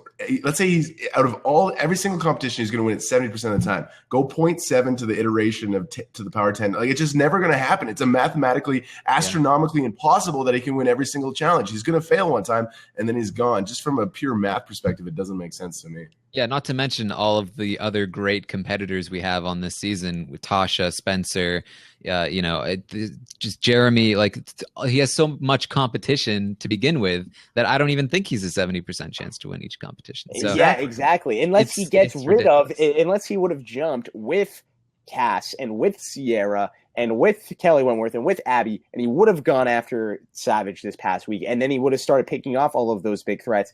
If that is your plan then to win every single immunity, then at least he has a chance of pulling it off somewhat. It's still highly improbable. I don't really see how he could do it, but he'd have a much better chance of doing it if his competition is Cass, Sierra, Abby, Kimmy Kappenberg, and Stephen Fishback, right? I mean, then you can buy the narrative a little bit more, but not against Jeremy, not against Savage, not against Spencer and Tasha, no. For future challenge competitors that go on Survivor, if you're down to a point where you feel like you have to win out, it's only going to be from 4 challenges on. Nobody's ever won more than 5 in a row, right? No, I don't believe so. So I mean, don't even try. You vote out the people you think you can't beat, I guess, and look for idols because that's the only way you're getting there. Yeah. And let's take another question. This one's from Yukon RR. And Yukon RR says, question, do you think Savage will go on a witch hunt to find who voted for him a la Rupert in Survivor Pearl Islands? Who voted for me? Or Lex in Survivor Africa. But yeah, Kevin, what do you think about that? Do you think that... Yeah, Savage will that. Every time Savage sees his name down, he's unable to think about why someone would do it. Instead of he's going to respond emotionally and go crazy. I just can't believe they did that. I can't believe it. What? By the way, I didn't really understand what happened with that vote. It was Sierra that voted for Savage, right? Yes. It was kind of like she knew that Spencer wasn't going to flip, that it was going to be Cass. Was it a total like F you Savage kind of vote?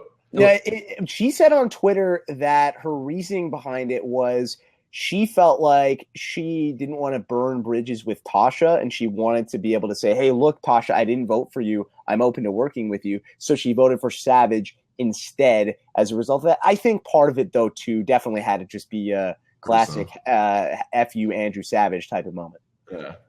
Yeah, I don't think she intended it this way, but I actually kind of liked it because if people think she's really hung up on Savage but nobody else, then maybe she comes off as Savage's problem but not anyone else's problem. So they might go after somebody a little more threatening, like maybe Spencer or even Kelly.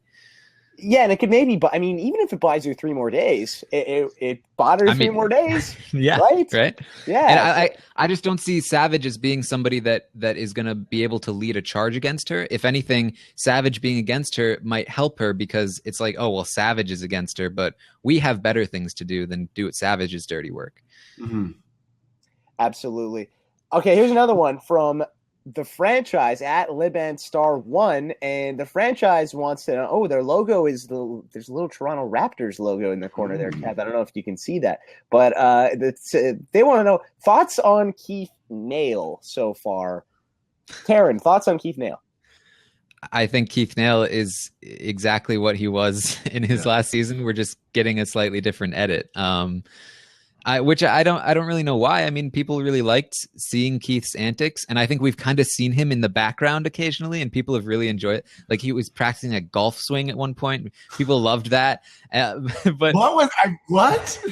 I saw. I never actually saw the scene, but I saw people talking about it. I think on the Survivor Reddit, they were saying like, "Oh yeah, Keith was in the background practicing a golf swing while people were being upset about something in the foreground."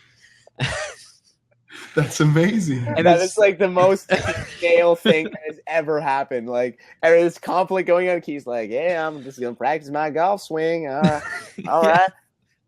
Four. Oh man, Keith Nail. I guess amazing, they man. just don't feel like they need his like antics to make the show work. But I don't know. Every once in a while, I feel like throw it in there for the Keith fans. He must have gotten a lot of votes to get on. Yeah, I don't know. That's something that I wish CBS would have released, and I wish we could have seen the official list.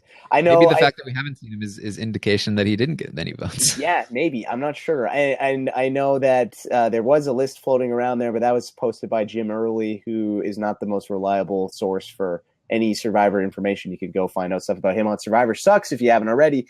Kevin, what do you think about Keith Nail? Oh God, if I talk about Keith for more than 30 seconds, I will lose interest. I don't know. It's like when I heat up macaroni and cheese for lunch, I know what I'm getting. It's like, I just did that today.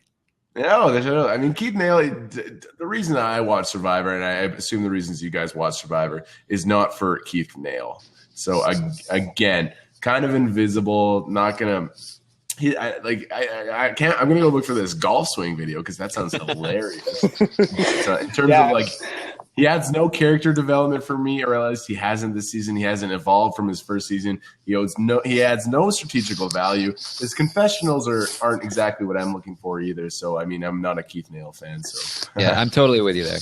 Yeah, I know there are fans out there of Keith Nail, which is surprising to me. I actually enjoy the comic relief that Keith Nail brings to the show, but in terms of he doesn't bring.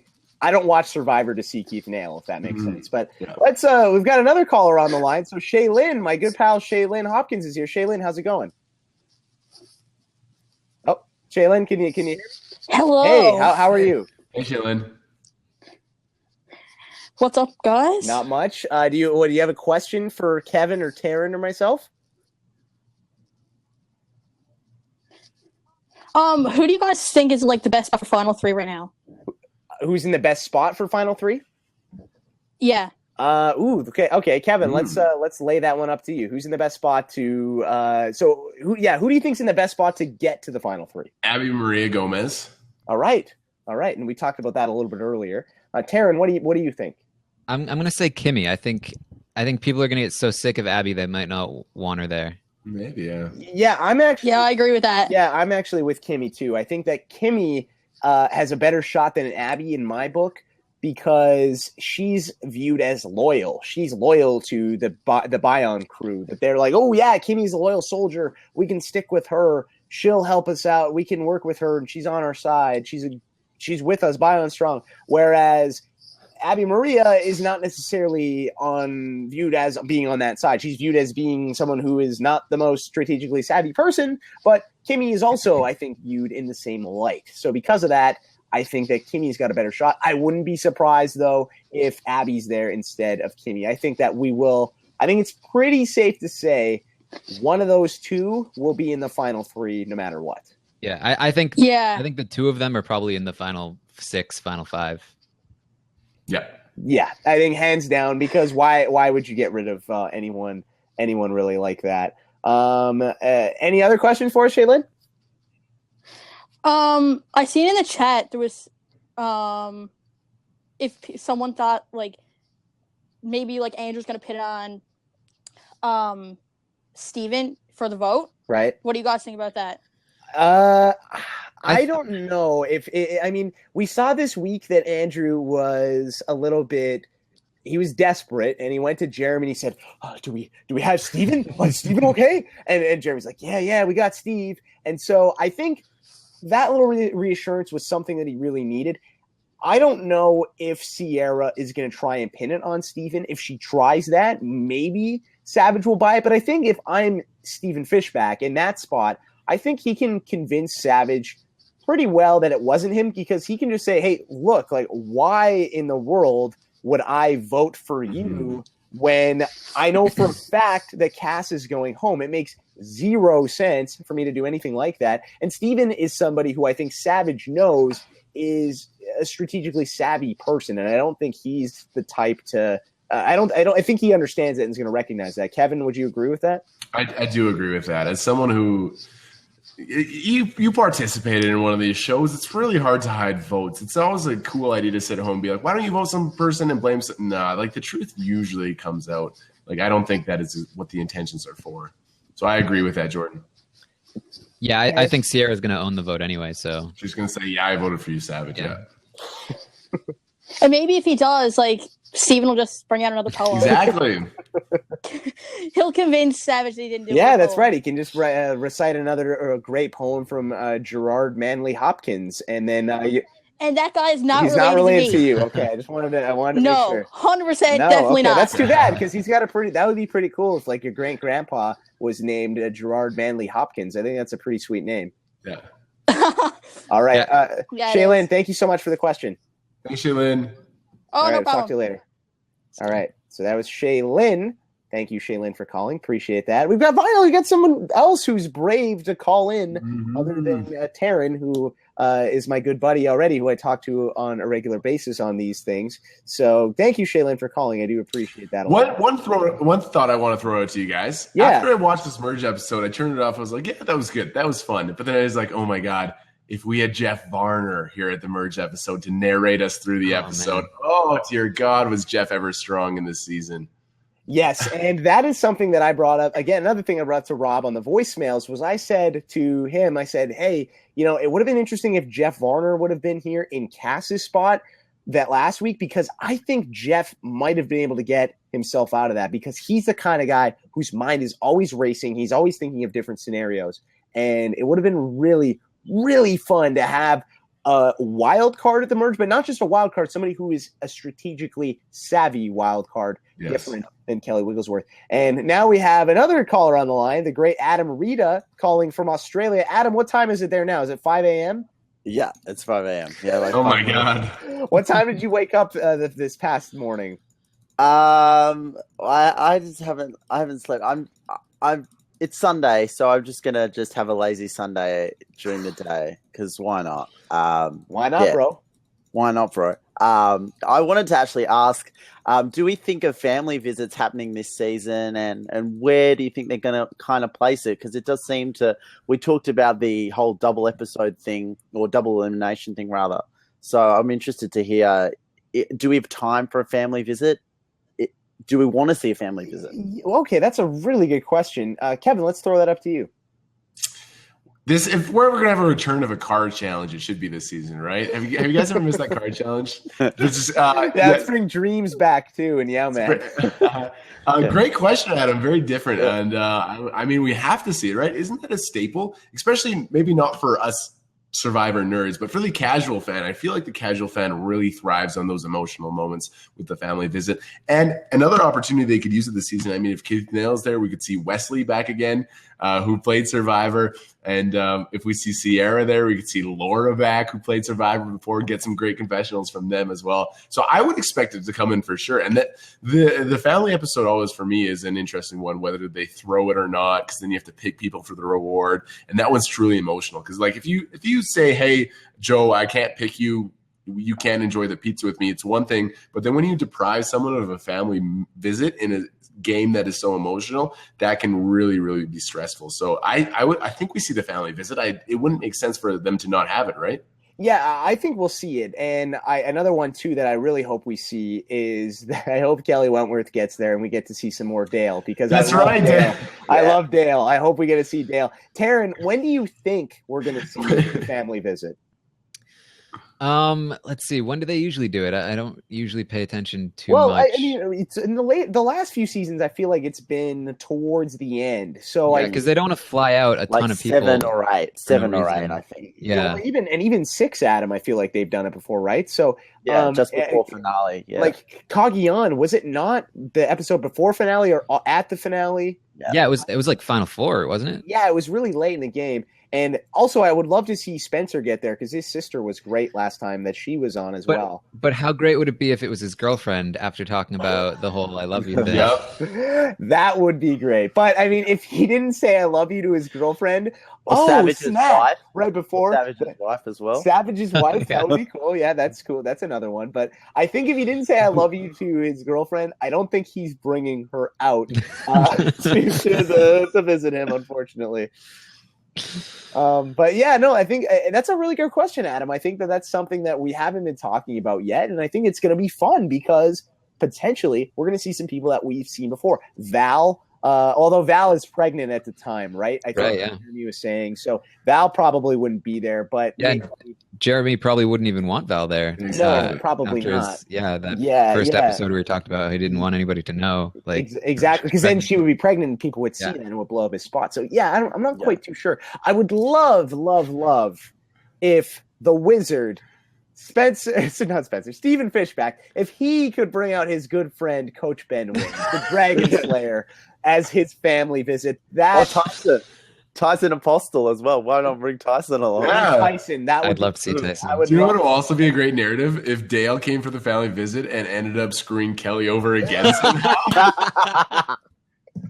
If Dale's like, hey, wait, what's that, Kelly? You got a hidden immunity idol? What? He criticizes their cooking. Oh man, that would be amazing. Or I wish somehow maybe like Keith Nail brought Missy as his loved one, and then Missy and Dale fight again. Missy just shows up. Exactly. That would be that would be amazing. Yeah, Dale would probably fight with Kimmy though. Yeah, Dale probably would fight with Kimmy. I feel like and Abby Maria too, and Dale. Dale should have been on this show. I think Dale would have been arguably better than Keith Nail. I think that would have been hilarious if Dale was back. Dale is so good. I love Dale. Yeah, but then we wouldn't get Kelly because Kelly's game would be ruined. Yeah, Kevin, I do love a lot of weird people. Let's see. Dale Wentworth, Paul Jackson, Paul. Pop and Paul. I'm trying to think who are some of the other weird people that I really do like. Ginger Ninja is one of my personal favorites, although who doesn't love Ginger Ninja? Yeah, I do love some interesting characters on these shows. But yeah, I'm a weird guy. What can I say? Well, I seem to be the only super fan that cares for Andrew Savage. Like everyone's hating on me because I like Adam, Andrew Savage. And Adam, let's talk to. I want to ask you about this because I think a lot of the super fans out there are not the highest on Andrew Savage, but I know that a lot of people that are more casual viewers of the show, I think even, and I'm not sure, maybe after this past week, my dad has flipped on Savage, but I know people like my dad that watch the show really were rooting for Andrew Savage at the start of this game. So, yeah. Adam, why do you cheer for Andrew Savage? Is it because of the nostalgia factor? And what do you think about some of these moments where he's kind of acting all high and mighty? How do you look past that, or do you just try to ignore it? What's your thought process on that? Yeah, I mean, I guess my thought process is I put in my own internal biases in there. Like I've kind of wanted like a lawyer to do well at this game as well, having come from a legal background myself, right? And, you know, when Cass wasn't that person, like at the start of Cagayan, before the season started, I was very high on Cass. I was like, oh, I'm excited. She seems quite smart. And then she plays, and then I, you know, barrack for Tony Vlachos, like you were, Jordan. I was team Tony all the way. And then this season, I get to see more of Cass, and I appreciate her a little bit more. But I think Andrew, and also having rewatched Pearl Islands quite recently, it kind of reinforced for me that I felt like he really got short-thrifted because of a twist, and that was kind of unfair. Like, I don't think he maybe would have won Pearl Islands, but I still think that kind of endears himself to me for Andrew. And normally I kind of hate the alphas. Like, I don't like Brad Culpepper's game. But for some reason, I think, like, Andrew, I don't know, he seems like relatively competent, and he seems to have a good social game. You've got to give him credit. Like, these people get along with him. Like, we might not like seeing him in terms of the alpha bro-y game that he plays, or that he, like, you know, hates these like non-leaders, but he does get along with the people that he needs to get along with. Like, it's not just good tribal luck that he's had. Mm-hmm. Yeah, and I think that, I mean, as much as Kevin and I were kind of sandbagging Savage a little bit earlier, talking about, we're like, oh, yeah, he's not that great. But, you know, he is very good at broing down with the guys. And I think socially, in that sense, he's great.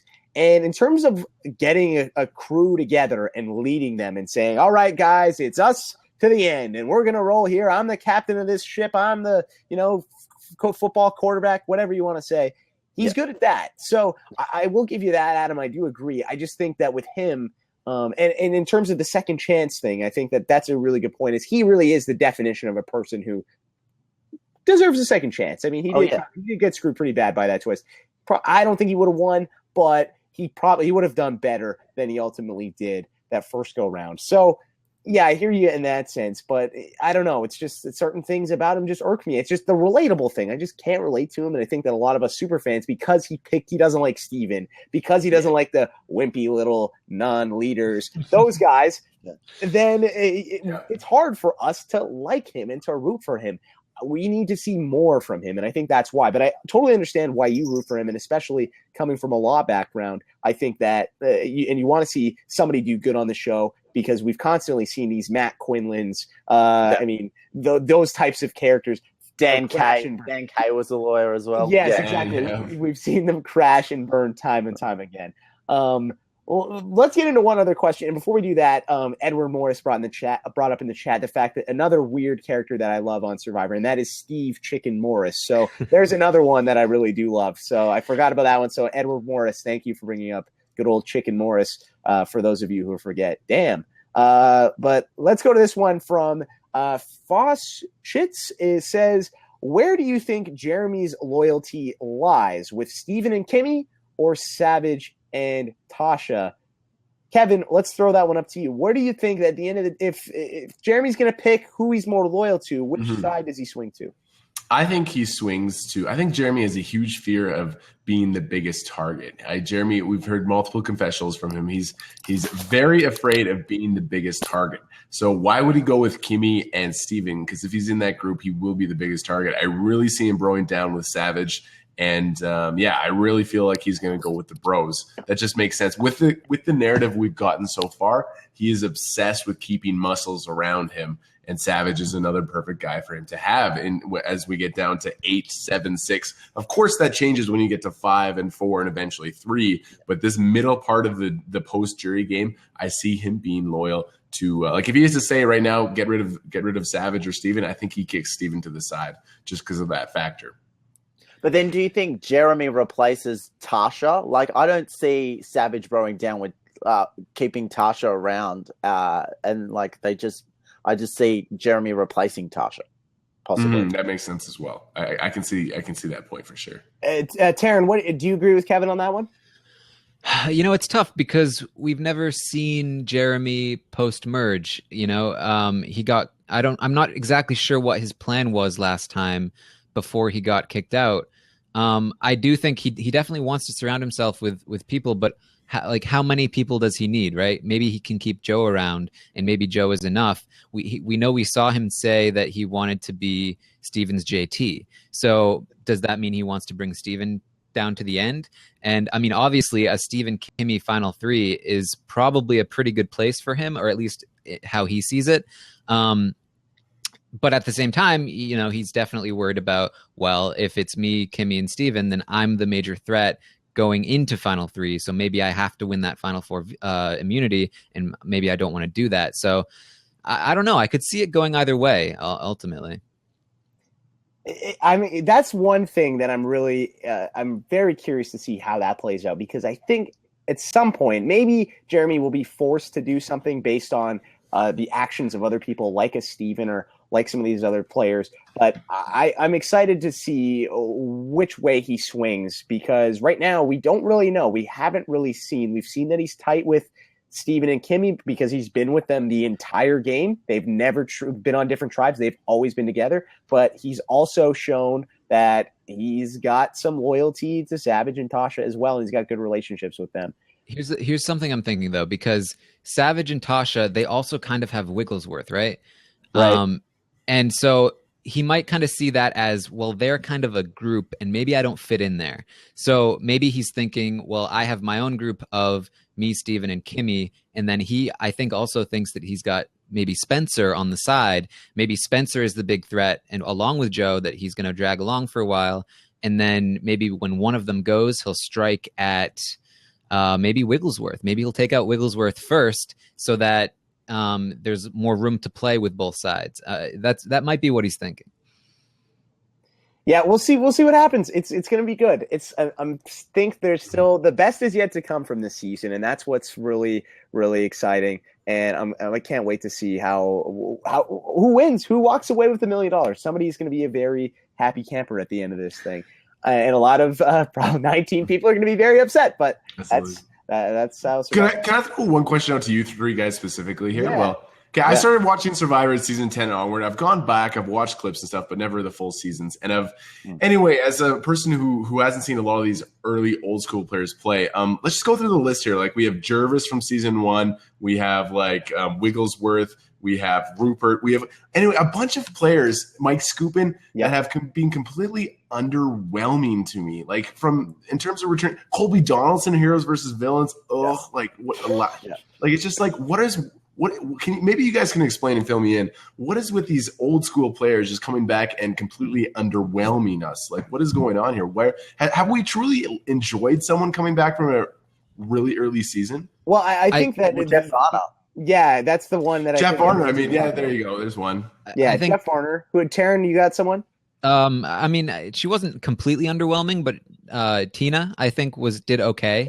when she came back for Blood vs. I would Water. say Tina was good. I think that she did well that third time on Blood vs. Water. I think if a few things go Tina's way, right, she almost wins Blood vs. Water. Like if a few things go her way vote wise, and Tyson is like they catch on to Tyson a little bit quicker, we could be the second 2-time winner in Tina Wesson. So.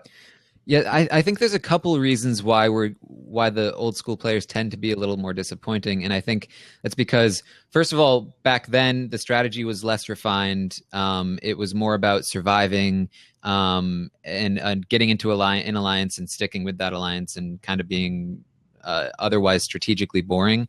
And then the popular characters from back then were popular because of their personalities less than their strategic ability. So we're bringing back people who, like Kimmy, who was kind of explosive, and we remember her for the finger wagging, but obviously didn't do anything strategically. Jervis, again, was just completely all character in his season, almost zero strategy.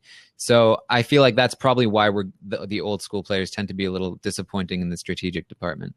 Mm-hmm. Yeah, I think Jerry Manthe actually she did well also on Survivor Heroes versus Villains. Not everybody is the biggest fan of Jerry, but I think it was cool to see her come back and show that she's got a mind for the game, because the first time it was in Australia, everybody just hated Jerry and just thought, oh, Jerry, she's so mean. She's a big villain, even though she really did nothing compared to what normal villains like. Her in Australia compared to Abby Maria now, I could not imagine if you flip-flopped those. I think Jerry Manthe would be the biggest hero of this season, and Abby Maria, I don't know what would happen to Abby Maria. She probably would have I'm not sure, because Jerry got booed off of the stage at the reunion show of All-Stars. It was bad with her. So, yeah, and I think Taryn brought up a really good point there. I think it's more so the characters that are coming back.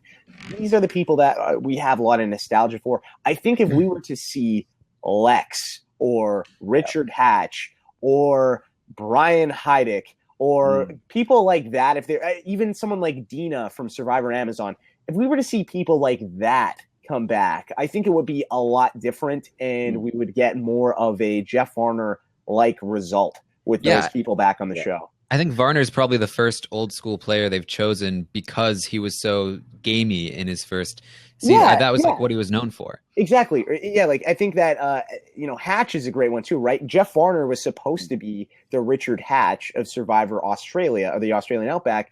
It didn't work for him, but I mean, they saw that upside in him then, and I think that they figured, hey, if we bring him back now, he's also going to do very well. He's got a chance of doing excellent, and we saw that this season. One other person too, I think that is old school that we saw come back once, but not really, and who I think would do fantastic and is one of my favorite players of all time, is Johnny Fairplay. I think that Johnny Fairplay, if we were to see him play again, I think he would do a very good job, and I think he's got a really bad reputation just based off of the grandma lie and some of the other things he's done post-show. But if you go back and watch Pearl Islands, he did a great job that season, and he really was he really replicated what Rob Cesternino did in Amazon and did a fantastic job. And I would highly recommend, and Kevin, I would recommend going back and watching Pearl Islands if you are going to go back anytime to watch any of those seasons.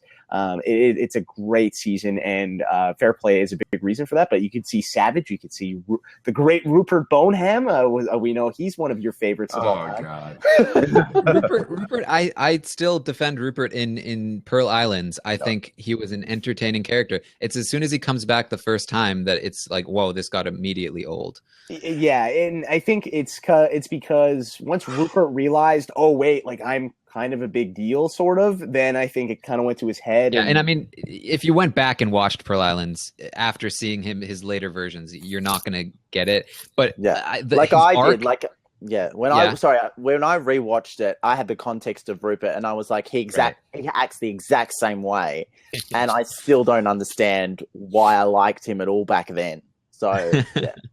I think really, for me as a kid, it was he stole the shoes, and then that was it. And then it was like, I love this guy, he's great. He stole the shoes, and he was like kind of bullied, and I think that was basically it.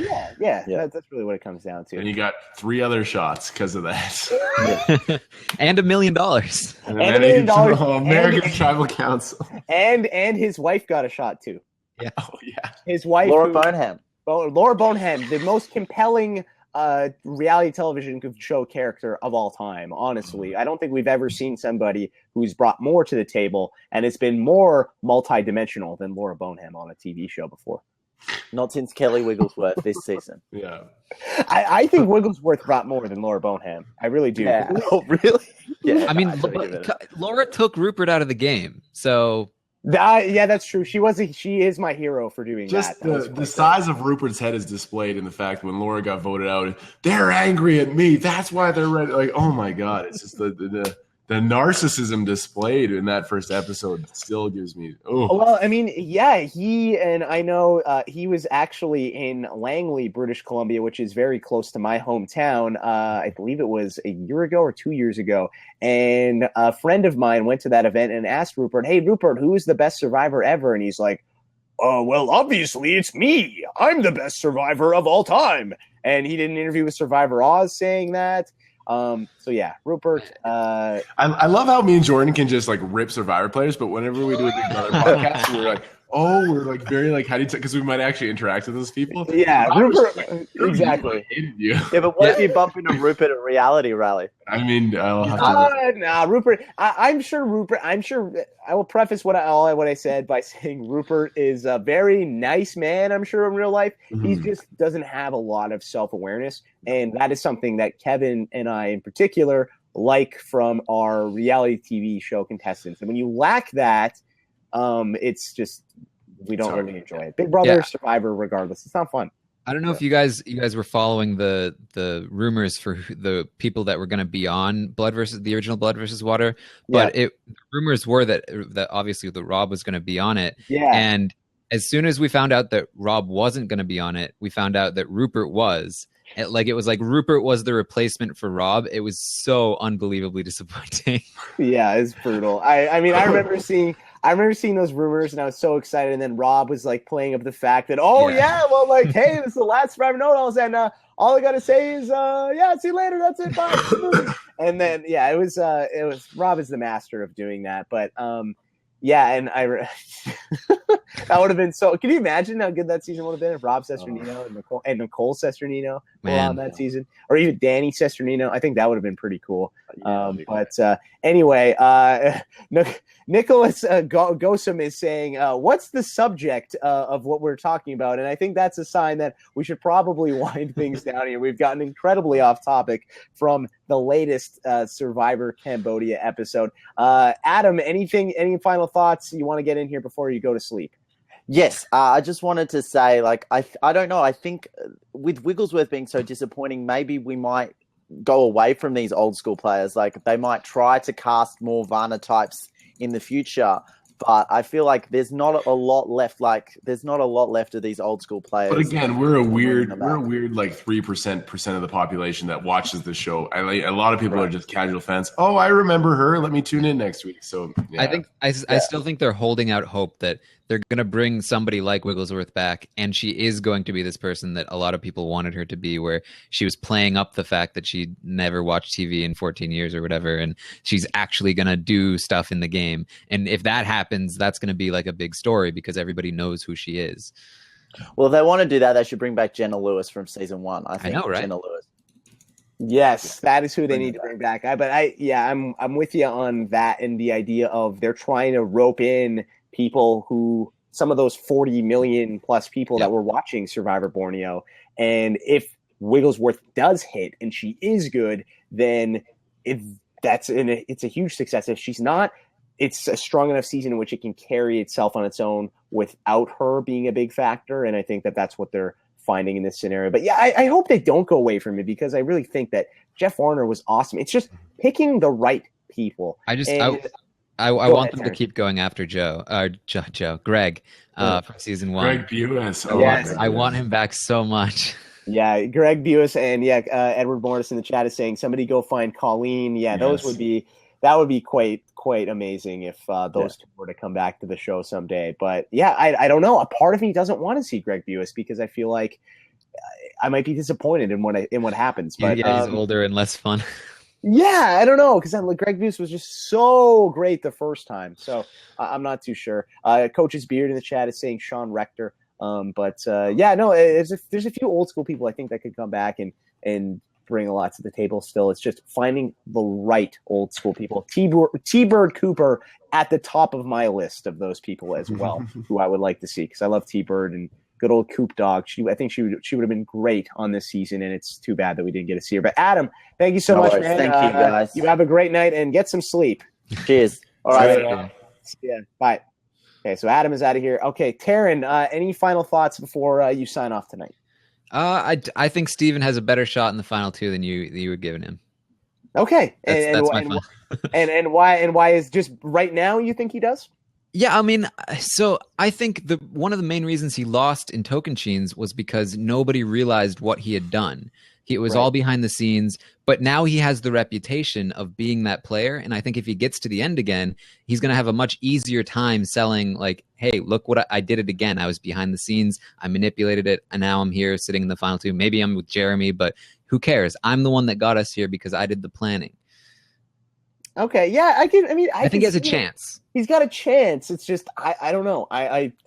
I'm not too sure. And maybe Steven will end up in a spot where in his mindset, he'll start realizing closer to the end of the game that, oh, wait, this is similar to JT. I got to get rid of Jeremy. That's what I'm afraid of. Yeah. I'm afraid he's underestimating his ability to sell himself. To sell his case to win them money.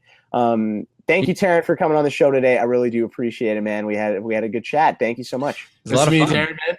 Yeah. Take care, and a Ginger Ninja 604 propo to you, my friend. See you later, buddy. See ya. All right, so there goes Taryn. Kevin, before we get out of here, one last question, and this was one that I had for you, and I need to scroll up. And this one was from Jay Vorsky, and Jay Vorsky wants to know, Kevin, if you had to pick one remaining contestant to stake and coach in poker, who would it be and why? Oh, my God. Who could be the best poker player? I mean, Spencer Bledsoe is like a well-renowned chess player, right? Yeah, he's far more intelligent than I will ever be. So, I mean, I would grab Spencer and I would get someone else to coach him, and he could be very good very quickly. I think Spencer's the pick. Very cerebral guy. I think you and him have a lot in common. The last person would have. I mean, Savage is super intelligent, but he's a little. But no, he would do fine too. Abby Maria Gomez would be the last person I'd want to stake at a poker table, I think. No, you're all idiots. You're morons. Why are you? You bluff me, you're dead to me. If you bluff with me, you're dead. These idiots, these morons. Why? Look, why? Fold. I have pocket aces. He told me pocket aces is the best hand. I have it. I mean, it's the worst hand. I have it. Fold. Oh, man. Oh, geez. Dude, thank you for an awesome 2 hours here of Survivor Talk. Thank you for spending your time with me, Kevin. I really do appreciate you being so generous with your time today. I think that we had a great chat, a great discussion. I was a little concerned. I thought, I just talked Survivor for 2 hours with Rob this week. I might be all out of stuff to say. But you and I really, honestly, I think you and I could probably talk about just about anything for 2 hours and make a podcast out of it. So maybe we should try in the off season to come up with like the most obscure topic and see how long we can go with it, and then try to apply to the Guinness Book of World Records and see if we can. The most boring podcast ever. Talk about Jello for 3 hours. Talk about the history of Jello with the Fortress. But Kevin, where can people find you and see what you're up to? On Twitter's the best place at Kevin Rob Martin. And I am streaming the Fortress, baby. That's right. What am I doing with my life right now? I'm actually streaming to Twitch 6 days a week, full time, playing small stakes poker tournaments on Twitch. I'm on there pretty consistently. We've had a fun week of poker. Yeah, developing a little bit of community over there. If poker's your thing, that's cool. Love to see you there. If it's not, it's all right as well. So is there a link for people to find you on Twitch, Kevin? Yeah, you can get it through my Twitter. You can get it through my Twitter bio. It's Kevin Martin 987 on Twitch. It's pretty. We're there all the time. We're gonna actually start that up and get that going in the next hour here. Okay, awesome. So definitely check that out. See what Kevin's doing. And Kevin, I did see a tweet of yours the other day. You were at the final table and you had King, and you lost, and then so you made a bed and slept on the floor.